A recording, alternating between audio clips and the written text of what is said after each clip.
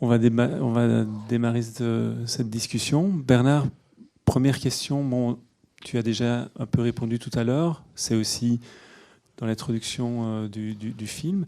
La genèse du projet, pourquoi le faire maintenant? Comment t'es venue l'idée de te concentrer sur ces personnages? Est-ce que tu peux nous donner un peu des éléments sur... Oui, oui. J'ai déjà en partie répondu tout à l'heure.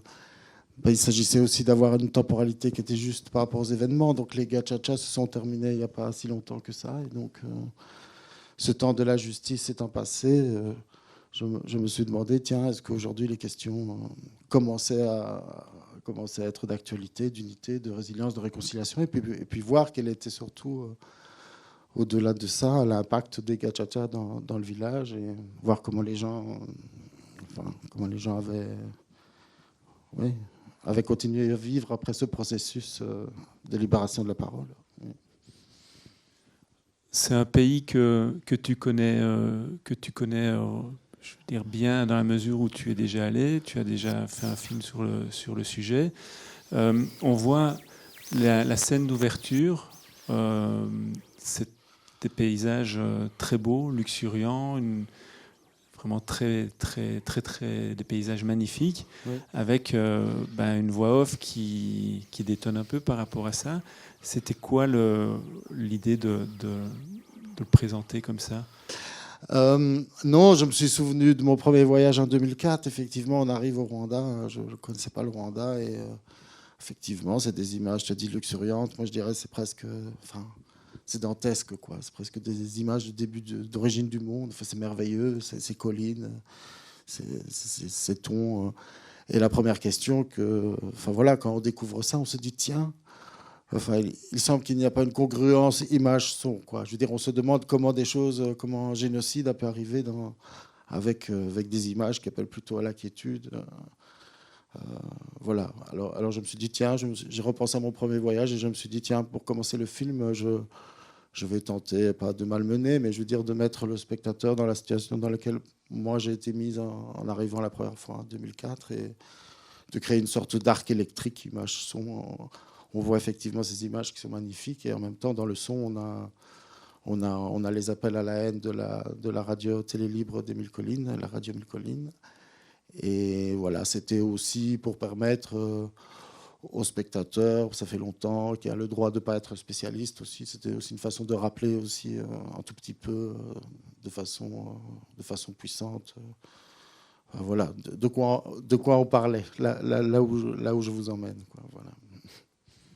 Ce décalage image-son, donc on voit aussi, c'est beaucoup au début en fait où on voit des personnages avec la voix off, la voix qui est en off.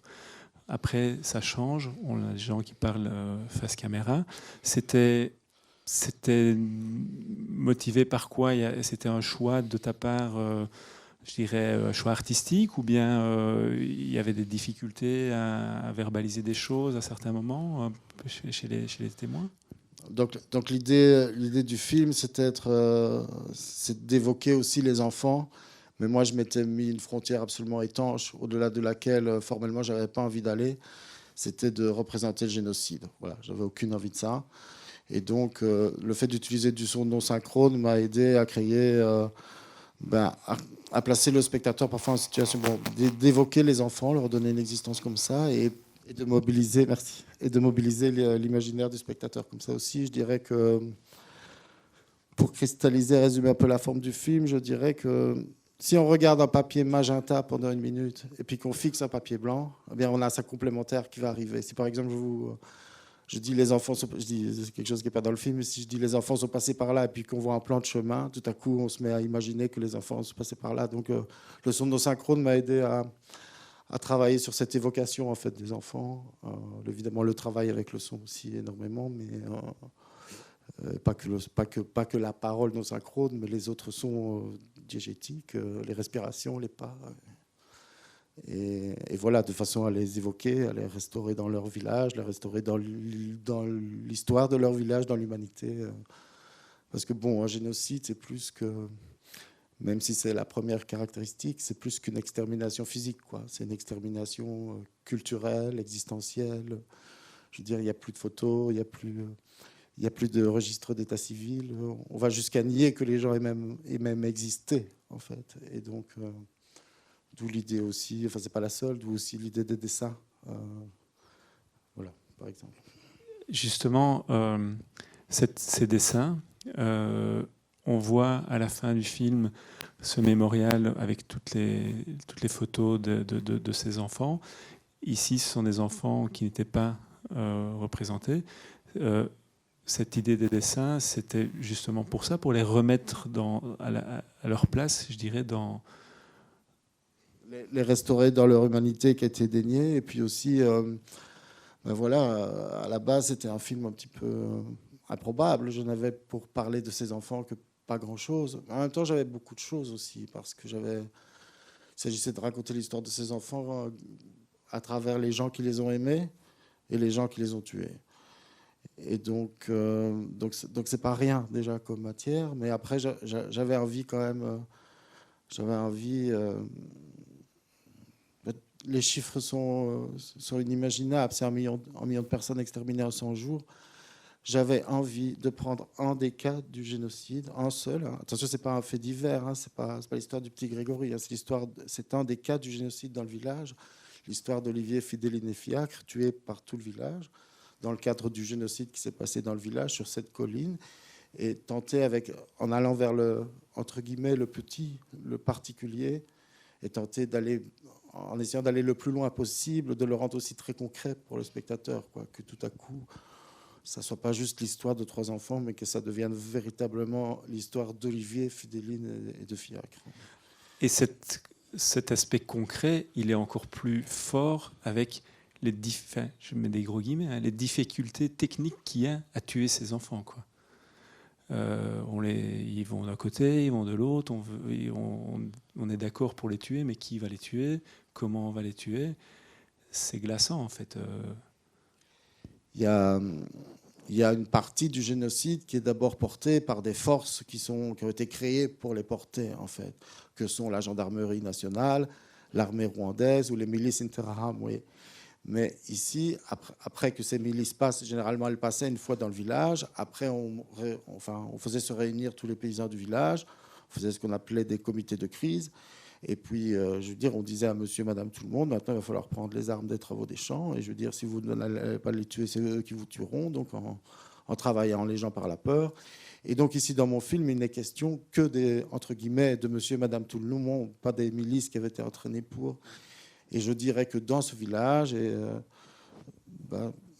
j'aurais envie d'oser quelque chose de hasardeux, je dirais qu'on ne naît pas génocidaire, on le devient, c'est la palissade, mais je veux dire, au début, c'est comme s'il n'y avait pas eu le cran de tuer les enfants. C'est comme s'il avait fallu tuer pendant 1 mois avant d'arriver au mois de mai à tuer les enfants. Donc c'est pour ça, au début, on les laissait un peu mourir de faim. Ceci dit, des enfants au milieu d'un génocide comme ça n'avaient pas grande chance de pouvoir survivre. Et puis ce n'est que 6 semaines après le début du génocide dans le village qu'ils ont été tués, quoi. Donc, en fait, ils espéraient ne pas devoir les tuer, que les enfants mourraient de faim avant de devoir les tuer, je pense. Et donc, oui, mais bon, ils ont passé un cap et ils l'ont fait. Est-ce qu'il y a dans le public une réaction, une question? Oui. Julien, je vois que tu es prêt à t'endormir là. Est-ce que je peux te demander de passer le micro, s'il te plaît? D'abord, monsieur.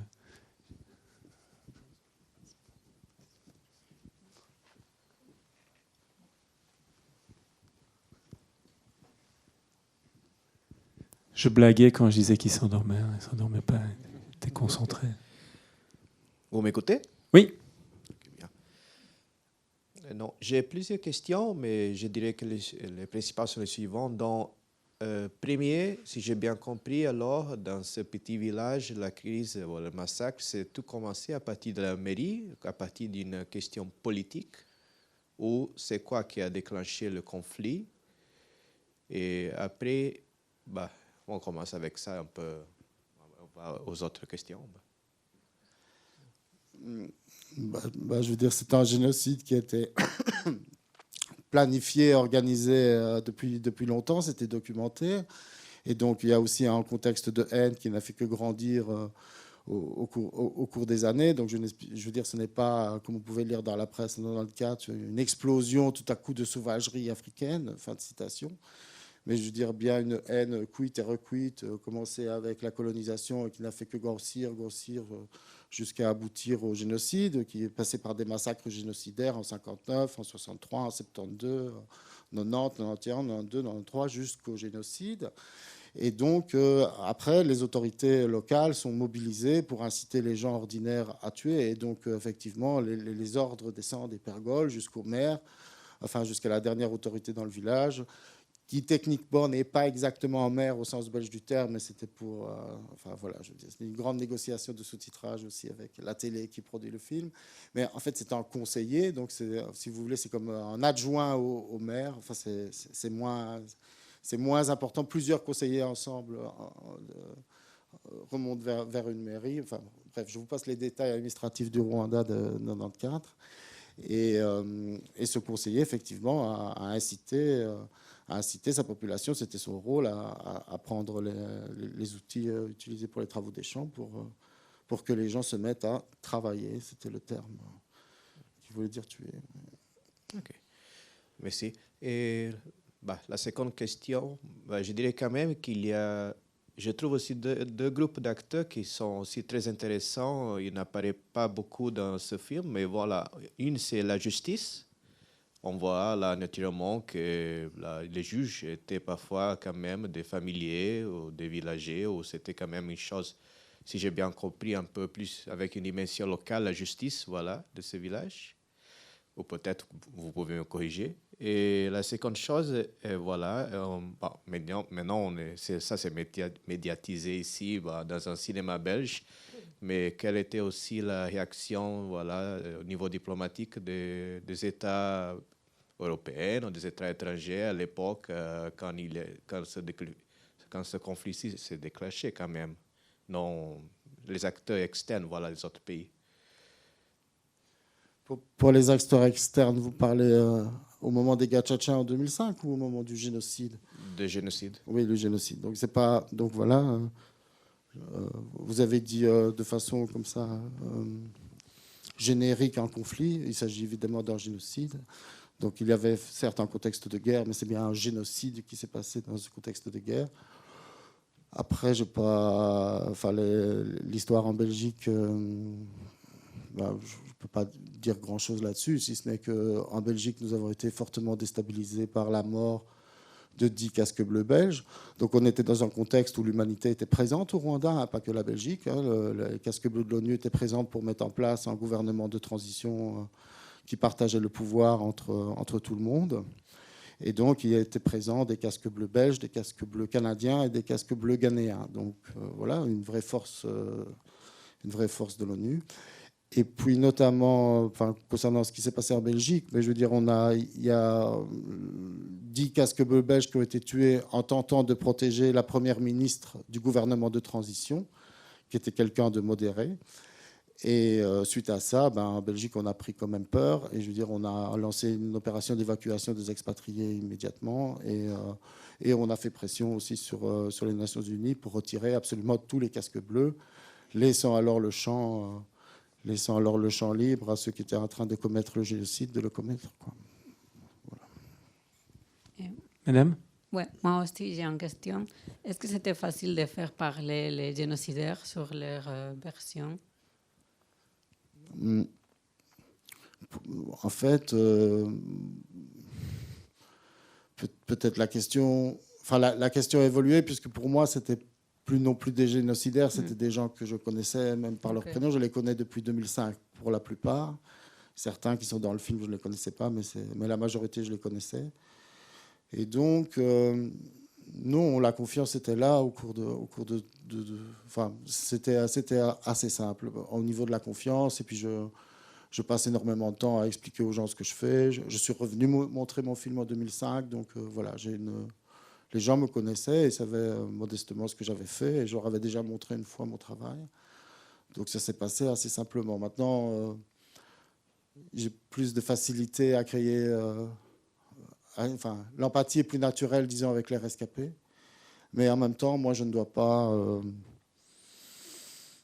je ne connais aucune œuvre d'art qui puisse être basée sur la haine ou sur la violence. Donc moi, ils ne m'ont rien fait. Donc je veux dire, je trouve que je ne peux pas filmer bien quelqu'un que j'aime pas. Donc je veux dire, il fallait parfois que je trouve en moi-même les raisons des raisons parfois ténues de les apprécier. Mais je veux dire, je trouve que ça fait partie de mon métier aussi parce que une partie de la vérité sur ce génocide, il n'a pas été matériellement possible de faire 1 million d'enquêtes. Donc, je veux dire, les génocidaires, forcément, détiennent une partie de la vérité dans ce génocide. Et je veux dire, leur parole est capitale pour acter de ce qui s'est passé. Donc, je trouve que moi, j'ai un travail à faire. Ayant la chance de ne pas être impliqué dans le village, je trouve que j'avais un travail de tiers, de passeur intéressant à faire aussi, à aller vers les génocidaires qui, c'est vrai, m'ont parlé, et on parlait, j'avais pris aussi une traductrice qui n'était pas rwandaise, qui était congolaise, exprès, et c'est vrai que ça a été plus simple peut-être pour nous qu'ils nous parlent, en fait. Mais je ne peux pas comparer, évidemment, mais par rapport à ce que me disent les rescapés, il semblerait qu'ils nous aient dit beaucoup plus de choses qu'ils ne disent aux malheureux rescapés qui croisent tous les matins au marché. Donc les génocidaires et les échappés arrivaient à convivre dans le même village sans problème. Sans problème, je ne dirais pas. Je dirais que ça coûte énormément émotionnellement. Mais en même temps, c'est la situation et le caractère aussi de ce génocide. C'est que les gens ont réhabité ensemble quasiment tout de suite après. Et donc... il faut aussi voir, je n'ai jamais voulu filmer à Kigali, ça ne m'intéressait pas. J'ai toujours voulu aller à la campagne, sur les collines. Enfin, il faut voir ce que c'est une colline, quoi. C'est un relief accidenté, très âpre, très dur. Je veux dire, un rescapé peut très bien prêter du sucre à un génocidaire, même qui a tué sa famille, parce qu'il ne sait pas si dans 3 mois, il n'aura peut-être pas besoin lui-même qu'on lui prête du sucre. Et donc, voilà, il y a aussi une dimension comme ça, ce qui ne veut pas dire pour autant que les choses sont réglées, qu'il y a pas, que ça ne coûte pas, quoi. Mais il y a aussi la survie quotidienne qui joue, c'est sûr. Merci. Dans ce village, la population Tutsi représentait à peu près quelle proportion de population? C'était équilibré ou bien c'était vraiment une minorité? Je veux dire, c'était à peu près comme la proportion qu'on disait à peu près dans tous les villages, j'imagine. Je n'ai pas fait de comptabilité. Elle est d'autant plus compliquée à faire dans le village que le village est une des collines qu'on voit depuis la ville de Nyanza. Et il y a énormément de Tutsis de la ville de Nyanza qui sont venus se réfugier sur cette colline. Donc, je veux dire, dans cette colline, il y a eu de toute façon plus que les Tutsis de la colline qui ont été tués, mais énormément aussi de Tutsis qui s'étaient réfugiés.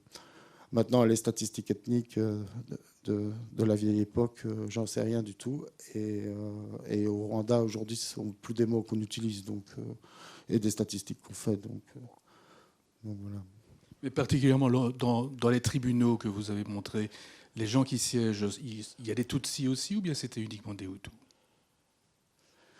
Non, les gens ont été élus parmi la population. Il y avait d'autres conditions. Ils devaient savoir lire et écrire. Ils devaient être sur aucune liste. Parce que dans tous les villages du Rwanda, on a demandé, tiens, qui a été tué ici et qu'avez-vous vu, etc., etc. Suite à ça, on a commencé à ouvrir des enquêtes massivement. On a recoupé les informations, etc. Donc, il ne fallait pas être accusé d'une quelconque façon par une personne ou quoi. Auquel cas, on devait s'expliquer devant la gachacha. Ce que moi j'ai filmé ici, c'est aussi une gachacha qui dysfonctionne, puisque dans les règles de la gachacha, on ne pouvait pas juger ses proches jusqu'au 3e degré. Donc, je veux dire, ici, comme il n'y avait que 3 familles, c'est un cas exceptionnel, mais en même temps, voilà, c'est celui-là que je suis tombé. Mais regarder les nez pour savoir qui était Hutu et Tutsi, de toute façon, c'est une plaisanterie de l'histoire, donc autant que ça le redevienne, je n'en sais rien et je ne l'ai pas fait. Donc, voilà. La première chose que fait le gouvernement rwandais le FPR, quand il libère le pays, c'est de supprimer la carte d'identité avec mention ethnique, qui était l'arrêt de mort sur les barrières partout dans le pays. Donc, évidemment, on n'allait pas imaginer des gachachas avec des quotas ethniques, comme à la grande époque de la discrimination d'Abirimana. Donc, Madame, puis monsieur là. Merci. Je ne sais pas si je dois appuyer. Ça fonctionne. Merci beaucoup pour ce film. Je n'ai pas vu le premier, qui m'intéressera aussi, mais vous présentiez cette deuxième démarche en disant la période de la justice commençait est terminée d'une certaine manière, et donc je voulais voir ce qui se passait en termes de réconciliation, résilience, etc. Et ma question, c'est est-ce que la période de la justice et des gachachas n'avait pas aussi pour but, en partie peut-être, cette réconciliation ou une réconciliation? Alors évidemment, dans les deux éléments que vous contrastez en montrant une gachacha un peu dysfonctionnelle et puis une absence de cadre dans lequel la vérité a pu émerger et une réconciliation s'est produite, on peut avoir le sentiment que la gachacha n'a pas rempli ce rôle-là, mais est-ce que vous avez d'autres exemples ou un avis sur le potentiel des gachachas, de ce type de justice pour aussi éventuellement amener réconciliation dans les villages?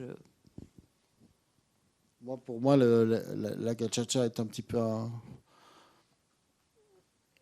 Je pense que la gachacha était devant une aporie absolument insoluble, donc, et je pense que c'est la moins mauvaise solution que les Rwandais ont trouvée pour faire face à un contentieux qui n'est jamais arrivé proportionnellement dans l'histoire de l'humanité. Donc voilà, on parlait tout à l'heure d'1 million de personnes qui devaient s'expliquer. Voilà, qu'est-ce qu'on fait avec ça? Alors on peut se dire la phrase d'Hannah Arendt, on peut se dire ce crime qu'on ne peut ni juger ni pardonner, très bien. Mais quand on est en situation de responsabilité politique, qu'est-ce qu'on fait avec 1 million de personnes? Est-ce qu'on dit on ne veut pas revivre avec 1 million de personnes? Je veux dire, dans un pays qui fait 8-9 millions, est-ce qu'on peut se dire ça? Est-ce que c'est imaginable? Et quand je dis 1 million de personnes qui devaient s'expliquer, c'est vraiment à minima. Je ne vous parle pas des malheureux enfants à qui on demandait dans le village de courir après le Tutsi ou de signaler à leurs parents où la personne était passée. Enfin, je veux dire, il n'était même pas encore question de non-assistance en danger. Enfin, je veux dire, tout ce qui était entre guillemets complicité, il n'était même pas question de ça dans ce million de personnes. Donc effectivement, on est face à une société absolument foudroyée, fracassée. Je veux dire... Avant même de parler même de démocratie, il faut juste parler de valeurs humaines basiques, de ne pas tuer un être humain, puisque c'était l'impunité depuis 1959. Donc voilà, je pense que c'était rien que ça. Mais en même temps, je pense que ces gachachas avaient aussi pour but, mais c'est naturel, la question du nous, je pense, chez les Rwandais, plus que chez nous occidentaux. Je pense que c'était naturel, cette question de devoir réinclure les gens après, suite au gachacha. On le savait qu'ils rentreraient au village. On savait qu'il faudrait leur refaire une place. Enfin, cette question, je pense... Enfin, les gachachas servaient aussi à ça, quoi. Mais voilà. Monsieur? Dans ces dernières thématiques, dont justement la valeur, voilà, la question de ne pas tuer des personnes, et je me demande aussi un peu, dans le film, ça n'apparaît pas assez, la dimension de la religion, dont j'ai juste fait une recherche très vite. Si j'ai bien compris, la Rwanda, c'est surtout un pays catholique, mais quand même, dans le film, on ne voit pas de prêtres, mais la dimension aussi de la religion, voilà, des valeurs de la religion, ça n'est pas apparu là. Non, je sais, c'est le drame d'un film, il ne fait pas 600 minutes, et on veut toujours que le film soit représentatif, aborde tous les problèmes, etc. Ce n'était pas mon cas ici, mais je peux vous parler modestement de ce que je sais sur la religion. Elle est vraiment très importante, c'est le premier propriétaire terrien, énormément de gens qui n'étaient pas jugés par la gachacha, qui étaient ce qu'on appelle des personnes en position d'autorité, qui ont été jugés par les tribunaux ordinaires, étaient des religieux, ont assisté, ont encouragé leurs ouailles à tuer le voisin Tutsi. Comme quoi, je veux dire, là, ce n'est pas non plus une histoire de lettres et d'études, puisqu'on voit dans mon film qu'une paysanne illettrée qui n'était pas menacée a manifesté beaucoup plus de courage que parfois des gens très très lettrés qui ont incité à commettre le génocide. Et voilà, on ne dira jamais assez combien la colonisation était vraiment la colonisation aussi de l'Église pour moi. Et en plus, elle a eu un rôle absolument important et déterminant. C'est que, je veux dire, l'histoire fausse, les Rwandais l'ont réappris par l'école, et donc dans quoi investissent généralement les églises, c'est dans l'enseignement. Donc à un moment donné, les Rwandais n'étaient pas catholiques, hein, ils sont devenus catholiques par la colonisation. Mais ils croyaient en un dieu monothéiste qui s'appelait Imana, ce qui a accéléré et rendu plus facile leur colonisation. Et puis voilà, et je veux dire, et mon dernier exemple de désinformation effroyable, c'est que une légende a dit que les Tutsis seraient venus d'Abyssinie, en Éthiopie, seraient revenus et puis auraient colonisé les Hutus, etc. Et je veux dire, on parle beaucoup de génocide à la machette avec tous les instruments des travaux des champs, mais je veux dire, une des façons parmi les plus meurtrières de tuer les autres pendant le génocide était de les pousser dans la rivière. Dans un pays où il n'y avait pas de piscine publique et où peu de gens savaient nager, je veux dire, énormément de gens sont morts en se noyant. Et donc, en poussant les Tutsis dans la rivière Nyabayongo, on leur disait de retourner vers l'Éthiopie de leurs origines. Donc, je veux dire, cette chose ayant été intériorisée à travers l'école et l'enseignement, principalement de l'Église. Okay. Oui, donc justement, la religion, c'est le mythe de la religion là, c'est entrelacé aussi avec la question du génocide. Donc, c'est juste ça que je voulais un peu comprendre. Les églises ont été complètement impliquées, toutes les églises ont été impliquées dans le génocide perpétré contre les Tutsis, et les autres religions, même très minoritaires, l'islam y a aussi participé, même si voilà, c'est très minoritaire au Rwanda, mais disons que toutes les instances religieuses y ont participé, quoi. Une autre question? Moi, j'ai peut-être une question. Bernard, il y a quand même cette scène assez incroyable de Jean d'Amour et l'autre, j'ai oublié son nom. Félix. Est-ce que cette scène, je ne vais pas te demander si elle a été répétée, hein, il lui tient le bras, il dit... Comment est-ce qu'on arrive à obtenir de telles images qui sont assez très, très puissantes, on va dire? Voilà, je ne pensais pas un jour être dépositaire d'images comme ça, mais c'est arrivé sans l'avoir vraiment voulu. Mais voilà, je ne pensais pas que les choses iraient jusque-là. Après, c'est pas non plus... je veux dire, je sais que cette scène marque, elle est marquante, et moi, elle m'a perturbé à plus d'un titre, mais j'ai quand même décidé de la laisser parce qu'elle est extraordinaire aussi. Mais en même temps, c'est pas la seule scène entre guillemets qui aborde cette thématique de réconciliation. Je veux dire, moi, pour filmer cette partie qu'on appellera réconciliation, allez, appelons-la comme ça, j'avais en tête plutôt une phrase d'Emmanuel Lévinas qui disait en matière de pardon, personne n'a à se substituer à la victime. Et Lévinas rajoute, pas même Dieu. Eh ben, effectivement, on voit Jean d'Amour et Félix, mais on voit aussi Jean d'Amour et Claudine. Claudine nous dit qu'elle pardonne à Félix, mais en fait, son corps semble nous dire exactement l'inverse. Plutôt dans le film, il y a une ancienne juge Inyangamugayo qui dit moi, j'ai pas envie de leur pardonner, c'est trop tard, ils avaient qu'à me parler plus tôt, moi je veux oublier. Après, il y a d'autres gens aussi qui n'ont pas trouvé leur place dans le récit et dans le film, mais qui sont partis vivre à Kigali et qui disent moi, j'ai pas envie de me lever tous les matins, de les croiser, enfin, c'est trop violent, moi, je veux même oublier. Je revendique même en tant que rescapé le droit d'oublier. J'ai envie de dire, voilà, il faut juste accepter toute cette gamme des grilles, toute cette façon de réagir comme on peut. J'ai envie de dire, il y a presque autant de... Enfin, pour moi, la réconciliation, c'est tellement un processus personnel et intime aussi, pas intime, mais si intime, mais en même temps entre deux personnes ou deux groupes de personnes. Pour moi, c'est un voyage très personnel aussi. Donc, oui, parce que Jean d'Amour, il le verbalise parfaitement selon la formule de Lévinas, en fait. Il dit, c'est un acte que je ne peux faire que moi, en fait. Oui. Après, ce qu'il y a derrière et comment on l'explique, je ne sais pas. Chant d'amour reste même pour moi une sorte de mystère, en fait. Mais ouais, un mystère. Madame? Oui, j'ai ma question. Comment vous avez fini dans ce village en particulier? Pourquoi ce village? Ce village, parce que j'étais dépositaire enfin, je veux dire, il y a très peu de films qui ont été faits sur la Gacaca, des documentaires de création, on les a comptés, on les a cherchés. J'ai plusieurs amis historiens et chercheurs, on en a trouvé deux et demi. Enfin, je m'explique. Il y a eu un film qui a été fait sur les instructions de Gacaca, mais pas sur les procès. Et des films sur la Gacaca, il y en a eu 2 qui ont été faits, quoi. Même au Rwanda, il n'y a pas eu de film. Il y a eu des reportages de la TV rapidement faits. Oui, ça, je veux dire, des TV étrangères qui viennent 2 jours et qui font un truc. Oui, il y a des images de Gacaca. Mais disons, des documentaires de création, il y en a eu 2, quoi. Un Canadien et un Belge, le mien. Et moi, je me suis dit, en voyant ces rushs, que c'était quand même une matière absolument extraordinaire. Et enfin, maintenant, elles sont toutes aux archives de l'État rwandais et aux archives. On va les donner aussi aux archives du mémorial de la Shoah, qui va les conserver aussi, parce que j'estimais que c'est des images qui sont plus grandes que moi, quoi. J'ai filmé un processus qui est, enfin, pour moi, totalement historique. Et ces images sont plus grandes que moi. Donc, j'avais ces images de ce village.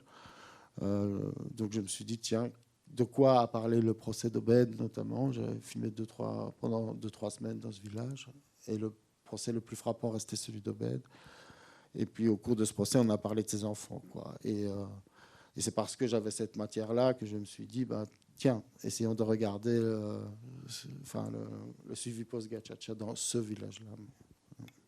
Puis aussi parce que je trouve que l'idée des enfants porte aussi ce qu'est un génocide avec clarté. Je ne dis pas que ce n'est pas moins un génocide de tuer une vieille dame ou un vieux monsieur, mais je veux dire, avec des enfants, la question est totalement limpide. Et le fait qu'ils aient été collectivement tués, qu'ils aient été tués par tout le village, était aussi une dimension qui était intéressante, quoi. Donc voilà, c'est pour ça que j'ai décidé de m'en tenir à ce village. D'autres questions? Commentaires? Peut-être, tu parlais de le mémorial de la Shoah. Ce qui est frappant dans ce qu'on voit dans le film, c'est l'importance aussi du langage, la banalisation d'un certain langage, cafard, serpent. C'est des choses qui sont aussi très actuelles aujourd'hui, qui font peur. C'était quand même aussi cette, je dirais, concrétisation de cette haine, avant le massacre. Il y a quand même aussi la parole, ces termes qui sont très très violents. Est-ce que ça existe encore, ça, là-bas? Effectivement, tous les génocides se ressemblent un peu de ce point de vue. Il s'agit, les gens ont été déshumanisés très très tôt, effectivement. Tu as dit les mots cafard, cancrelat, serpent, et puis voilà. Mais ce n'est pas un imaginaire. Ce n'est pas de nouveau un imaginaire qui a commencé le 5 avril au soir, quoi. Donc c'est quelque chose qui s'est construit dans le temps. Et puis je ne sais plus la suite de ta question. J'ai perdu le fil. Est-ce que ces termes-là existent encore au Rwanda? Je veux dire, quand le FPR libère le pays et arrête le génocide, effectivement, une des premières choses qu'on fait, c'est de supprimer la carte d'identité avec mention ethnique. Donc, la colonisation allemande puis belge met en place cette carte d'identité avec mention ethnique, Hutu, Tutsi ou toi. Et à l'indépendance du pays, la carte d'identité ne sera pas supprimée. Et c'est vrai qu'en 1994, aux barrières, partout dans Kigali, à la campagne, tous les kilomètres, on croise des barrières, des miliciens qui bloquent, ou monsieur et madame tout le monde. Et il faut produire sa carte d'identité avec mention ethnique. Et si on est Tutsi, on est souvent massacré à la barrière. Bien souvent, les gens n'ont pas la bêtise d'aller aux barrières. Mais je dirais, quand on n'a pas sa carte d'identité, on est aussi tué parce qu'on suppose que les gens ont caché une carte d'identité avec mention ethnique. Donc, cette chose-là est supprimée dès la fin du génocide, et c'est pas rien. Aujourd'hui, pour les Rwandais, ils sont tous Rwandais, donc ils évitent de réutiliser